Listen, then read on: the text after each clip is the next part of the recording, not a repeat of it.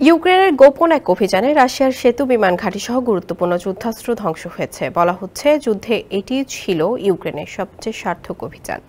এ ঘটনার পরপরই সাবেক মার্কিন পররাষ্ট্রমন্ত্রী কন্ডোলিজা রাইস এক বক্তব্যে বলেন, রাশিয়ার প্রেসিডেন্ট ভ্লাদিমির পুতিন আরও নিয়ন্ত্রণের বাইরে চলে গেছেন এবং তিনি ইউক্রেনকে নিশ্চিহ্ন করতে মরিয়া হয়ে উঠতে পারেন। ক্রিমিয়া ও রাশিয়ার মধ্যে সংযোগকারী একটি সেতুতে ইউক্রেনের হামলার খবরের বিষয়ে রাইসের কাছে প্রশ্ন করা হয়েছিল। রাইস এই হামলাকে অভূতপূর্ব বলে অভিহিত করেন। ফক্স নিউজের ফক্স অ্যান্ড ফ্রেন্ডস প্রোগ্রামে এসব কথা বলেন তিনি। ওই প্রোগ্রামে সাবেক মার্কিন পররাষ্ট্রমন্ত্রী আরও বলেন, এখানে কয়েকটি বিষয় বোঝা যাচ্ছে।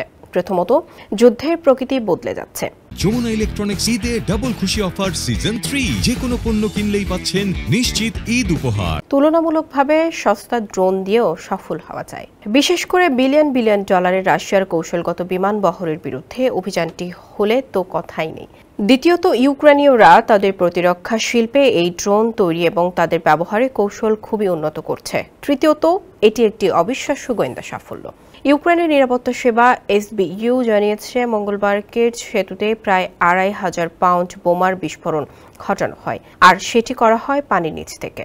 এছাড়া ইউক্রেনের ড্রোন হামলায় রাশিয়ার অভ্যন্তরে ৫টি সামরিক বিমান ঘাঁটিতে পার্ক করে রাখা রাশিয়ার শক্তিশালী বোমারু বিমান এবং নজরদারি বিমানগুলো ধ্বংস হয়। যদিও সুস্পষ্ট কোনো তথ্য এখনও জানা যায়নি। রাইস বলেন, পুতিন আগের চেয়ে বেশি নিয়ন্ত্রণের বাইরে চলে যেতে পারেন বলে মনে হচ্ছে। তিনি সবসময় খুব নিয়ন্ত্রিত ব্যক্তি ছিলেন, যদিও তিনি কখনো গণতন্ত্রী ছিলেন না। পুতিন সবসময় একজন সাম্রাজ্যবাদী ছিলেন, কিন্তু এখন তার মধ্যে কিছু একটা আরও প্রবলভাবে কাজ করছে। তাতে মনে হয় ইউক্রেনকে নিশ্চিহ্ন করার জন্য পুতিন মরিয়া।